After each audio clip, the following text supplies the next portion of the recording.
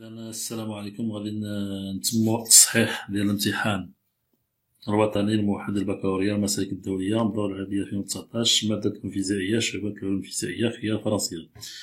La dernière fois, on s'est égaré sur l'exercice numéro 3, 4,5 points. Donc, il s'agit de l'électricité, charge et décharge d'un condensateur.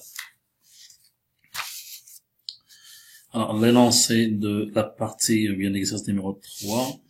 Alors, charge et décharge d'un condensateur. Alors, les condensateurs et les bobines sont des composants essentiels de nombreux appareils électriques tels que ceux utilisés pour l'émission et la réception des ondes électromagnétiques. Cet exercice se propose d'étudier la charge d'un condensateur et sa décharge dans une bobine.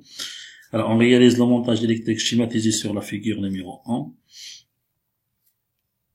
Alors, constituer les éléments suivants. Un générateur idéal de tension de force électromotrice E égale 10 volts. Un condensateur de capacité C initialement déchargé. Un conducteur ohmique de résistance R. Une bobine d'inductance L et de résistance interne négligeable. Un interrupteur K à double position. Alors, grand 1, étude de la charge du condensateur. On met l'interrupteur K sur la position numéro 1, à un instant choisi comme origine des dates T égale 0. Un système d'acquisition informatisé adéquat permet de tracer la courbe d'évolution de la charge Q du condensateur. La droite T représente la tangente à la courbe à la date T égale 0, figure numéro 2. Alors, petit 1, établir l'équation différentielle vérifiée par la charge Q au cours de la charge du condensateur. Alors, l'instant T égale 0, donc on bascule l'interrupteur sur la position 1, donc un courant électrique d'intensité I circule dans le circuit. Donc, on schématise donc les tensions aux bornes de chaque composant. Donc, UR, la tension aux bornes du conducteur ohmique, UIC, la tension aux bornes des condensateurs. Alors, petit 1, alors, l'équation différentielle vérifiée par la charge. Alors, d'après la loi des additions des tensions,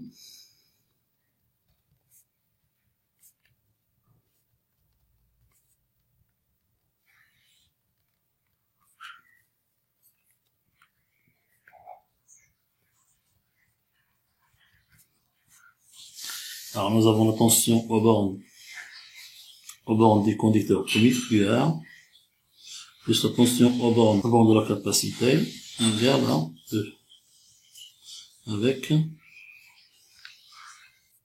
Avec I de T égale à D de Q sur D de T, Q égale à C fois UC, et, d'après la loi d'Ohm, UR égale à RI.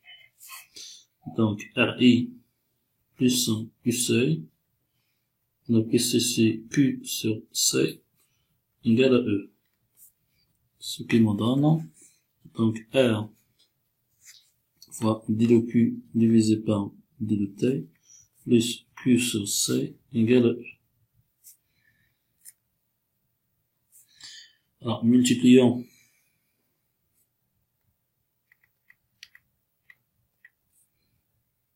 les deux côtés de cette égalité par C. Donc, C multiplié fois R D de I sur D de T, D de Q sur D de T, pardon, plus Q sur C égale à E.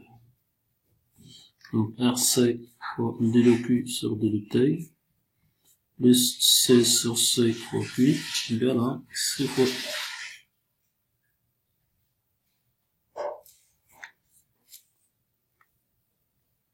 Donc, RC fois D de Q sur D de T, plus Q égale à C fois E.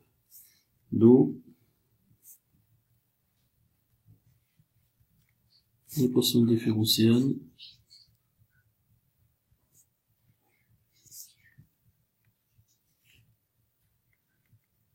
vérifiée par la charge Q de T.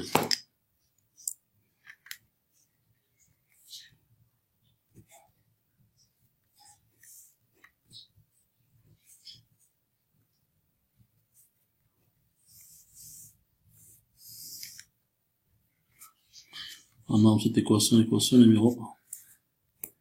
Donc on passe à la question numéro petit 2. Question numéro petit 2. Trouver en fonction des paramètres du circuit les expressions des constantes A et alpha pour que la solution de cette équation différentielle s'écrive sous la forme qui de t égale a facteur 1 moins l'exponentielle de moins alpha t.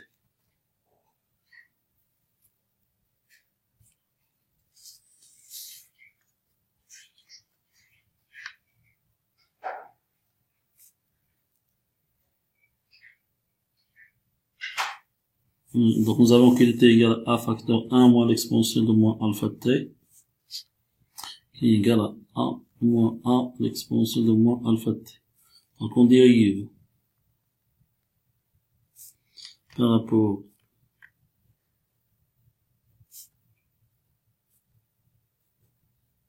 au temps t. Donc d de q sur d de t égale à d sur d de t de a moins a exponentielle de moins alpha t.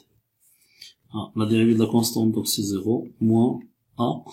La dérivée de l'exponentielle de moins alpha t, donc c'est moins alpha l'exponentielle de moins alpha t, qui est égal à a alpha l'exponentielle de moins alpha t. On remplace dans l'équation différentielle. C'est-à-dire l'équation numéro 1.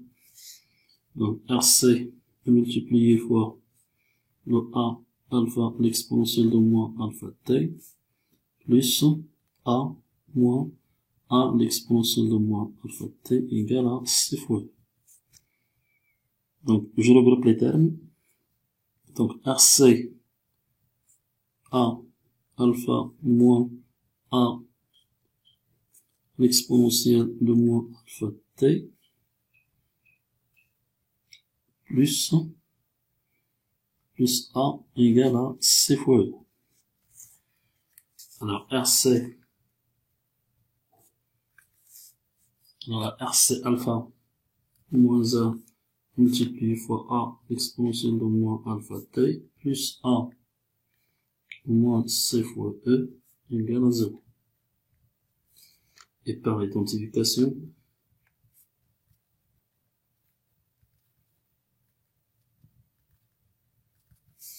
donc RC alpha moins 1 égale 0 et A moins C fois E égale 0. Donc à partir de là, on tire que alpha égale à 1 sur RC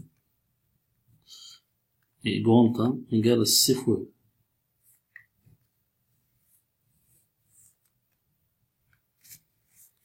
On passe à la question numéro 3. Alors, déterminer graphiquement la valeur de la charge Q du condensateur quand le régime permanent est établi. Alors là, graphiquement, quand le régime permanent est établi, alors lorsque t tend vers plus l'infini, alors on remarque que Q égale à 100 microcoulombs.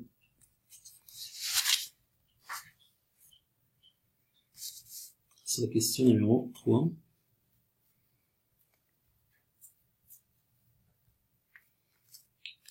Alors, quand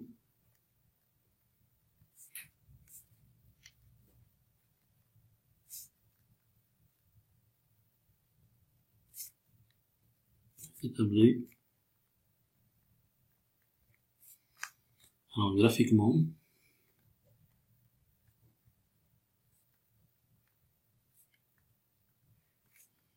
donc Q égale à 100 microcoulombs.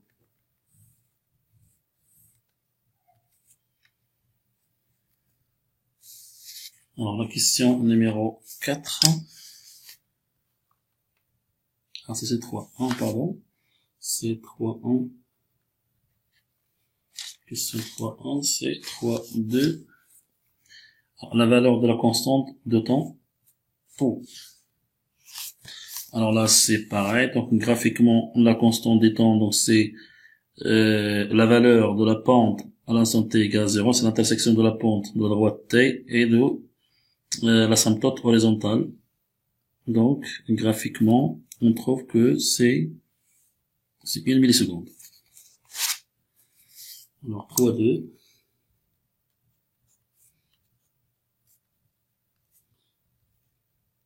Valeur de taux.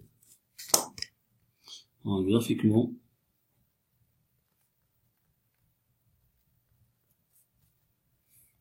alors le taux égale à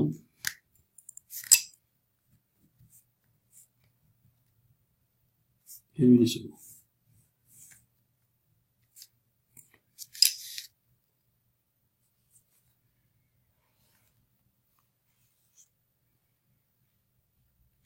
Alors, 4 montre que la capacité du condensateur C égale à 10 microfarads.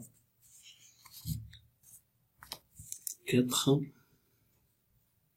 montre que C égale à 10 microfarads. Alors, nous avons,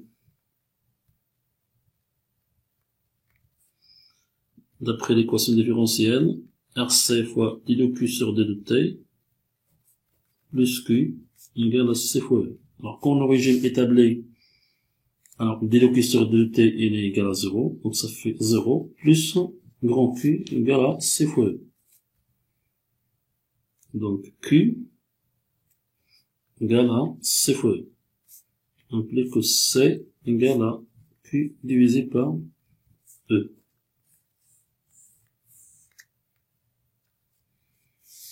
Ou bien, Q, donc, c'est la limite. Lorsque Q de T, lorsque T tend vers la puissance infinie, on a déjà calculé, sont 100 microcoulombs. Donc, application numérique. Alors, C égale à Q, ça fait 100 micro, 10 puissance moins 6 coulombs, divisé par 10 volts. Et là, je simplifiais. 10. Donc, C égale à 10. 10 puissance moins 6 coulombs égale à 10 microns. Pardon, là, c'est 10 farads. Alors, 10 microfarads. Alors, C égale à 10 microns. Farad. Alors, la question numéro 5. Trouver la valeur de la résistance R. Alors, petit 5. La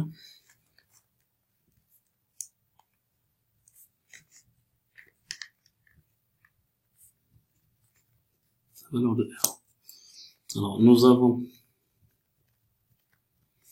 alors, la constante des temps, taux égale à RC.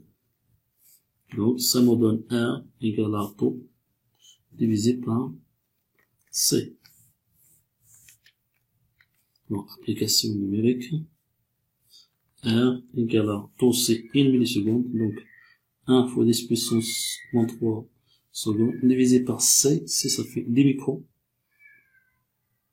10 fois 10 puissance moins 6.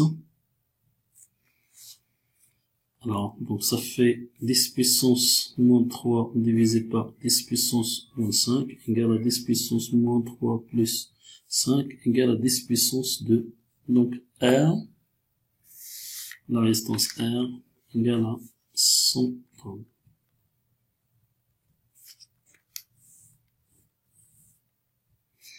La valeur de la résistance R. Donc on passe à la question, bien à la partie numéro 2. Alors, étude des oscillations électriques dans le circuit LC. Donc, une fois que le régime permanent est établi, on bascule l'interrupteur sur la position 2 à un instant choisi comme nouvelle origine des temps t égale 0. On visualise à l'aide d'un dispositif adéquat les variations des tensions issues aux bornes des condensateurs en fonction des temps. Alors, petit 1 montre que l'équation différentielle vérifiée par la tension UC aux bornes des condensateurs s'écrit sous la forme suivante. La dérivée deuxième du UC divisé par dt2 plus 1 sur LC UC égale à 0. Donc là, on traite la partie numéro 2, étude des oscillations électriques dans le circuit LC. Alors, le petit 1, c'est l'équation différentielle. Donc,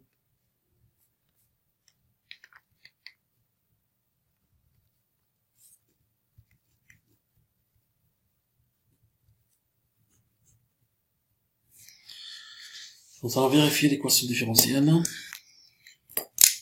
Donc, lorsqu'on bascule l'interrupteur K dans la position numéro 2, donc il y a un courant I qui circule dans le circuit avec I de T égale à moins C fois D de UC sur D de T, convention générateur. Donc, d'après la loi des additions des tensions, donc la tension UC moins la tension UL est égale à 0. Donc la tension UC moins la tension UL, donc ça fait L fois D de U divisé par D de T, elle est égale à 0. UC moins L, D de U sur D de T, c'est moins C fois la dérivée seconde de UC divisé par DT2 égale à 0. Donc UC plus LC fois la dérivée seconde de UC divisé par DT2 égale à 0. D'où l'équation différentielle vérifiée par la tension UC. Donc la dérivée deuxième de tension UC divisé par DT2 plus 1 sur LC UC égale à 0.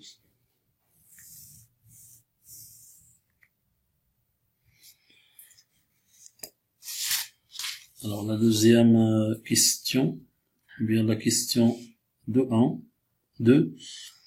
Alors, une des trois courbes A, B ou C de la figure 3 représente pour cette expérience l'évolution de la tension ici en fonction du temps.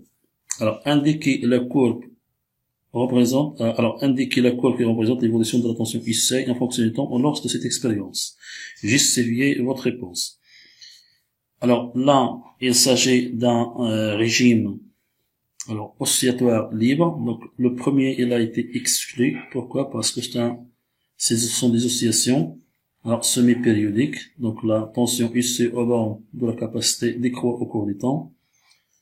Le C, le graphe numéro C. Alors c'est pas du tout ce qu'on cherche parce que là, il s'agit des oscillations qui sont libres, mais la tension à l'instant t égale à 0, UC égale à 0. Ce n'est pas le cas, parce qu'à l'instant t égale à 0, le condensateur est chargé à une tension UC égale à E. Donc il s'agit de la courbe, bel et bien de la courbe B. Alors, c'est la question 2.1.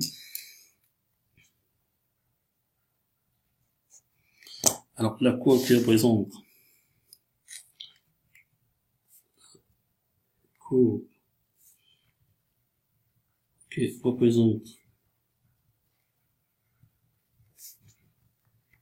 l'évolution de la tension UC en fonction du temps.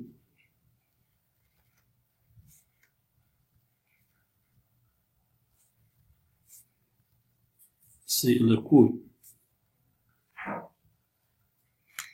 Alors, c'est la courbe B. Virgule 40. Il s'agit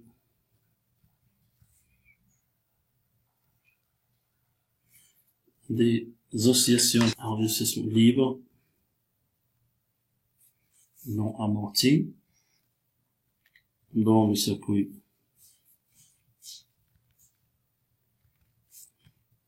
NC et que la tension UC à l'instant t égale 0 est égale à plus E. Voilà. Après, on va passer à la question numéro 2.2. Trouver la période propre T0 des oscillations LC. Alors, la période propre aux oscillations LC, donc entre deux positions maximales, pour cette position et cette position. Alors, on remarque, c'est 5, 10, 15, ça fait 20 millisecondes. Alors, 2.2.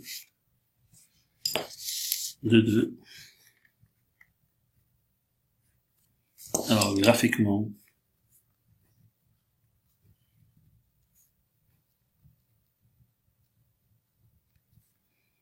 T0 égale à 20 millisecondes.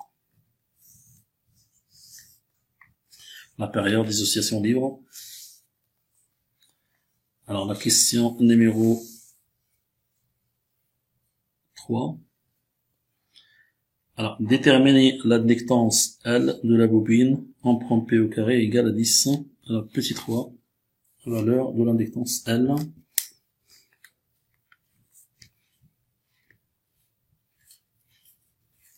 Alors, nous avons T0 est égal à 2P racine LC.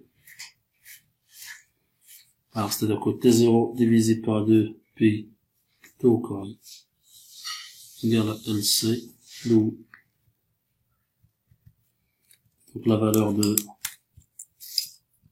L égale à 1 sur L, 1 sur C de P, T0 divisé par 2P, le T au carré.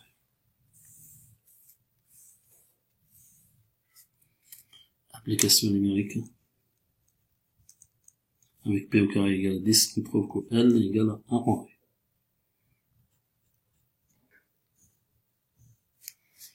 L égale à 1 en V. On passe à la question numéro,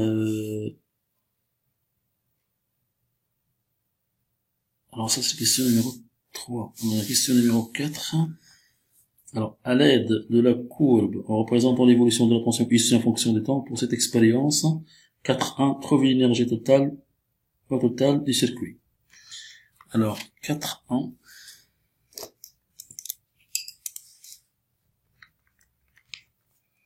L'énergie totale.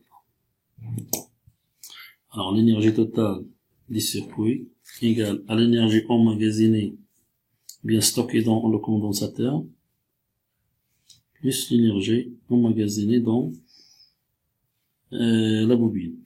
Donc, cette énergie est constante. Donc, alors, quand je prends à l'instant t égale à 0, à l'instant t égale à 0, à l'instant t égale à 0, le condensateur est complètement chargé et la bobine est complètement déchargée. Donc là, c'est 0.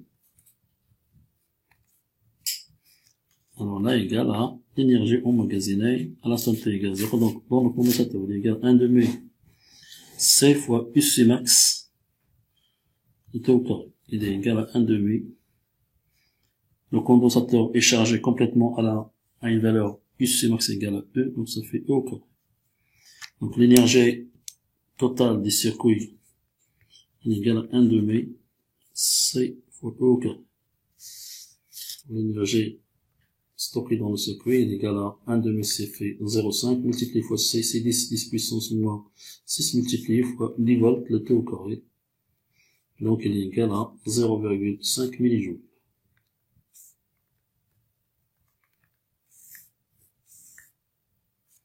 Ah. Alors on passe donc vite fait à la question numéro 4 et la dernière question. Alors on délivre l'énergie magnétique M1 emmagasinée dans la bobine à l'instant T1 égale à 12 millisecondes.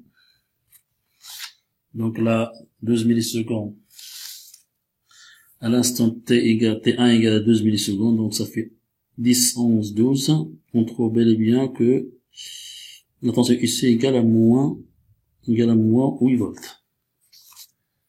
Donc, 4,2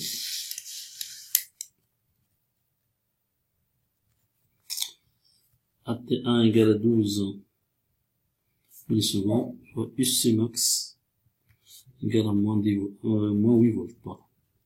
8 volts. Alors, l'énergie emmagasinée dans le circuit, bien stockée dans le circuit, ET égale à l'énergie électrique stockée dans le condensateur plus l'énergie stockée dans la bobine. À l'instant T1, cette énergie est égale à une constante. Elle est toujours constante.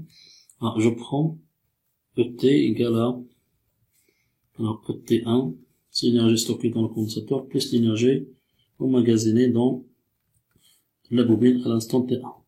Avec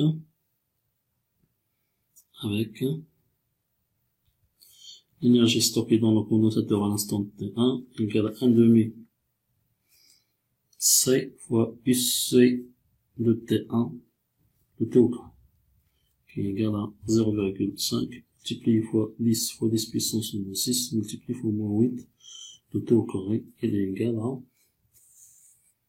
0,32 millijoules. d'où l'énergie emmagasinée dans la bobine à l'instant t égale T1 est égal à l'énergie totale stockée dans le circuit moins l'énergie stockée dans le condensateur à l'instant T1.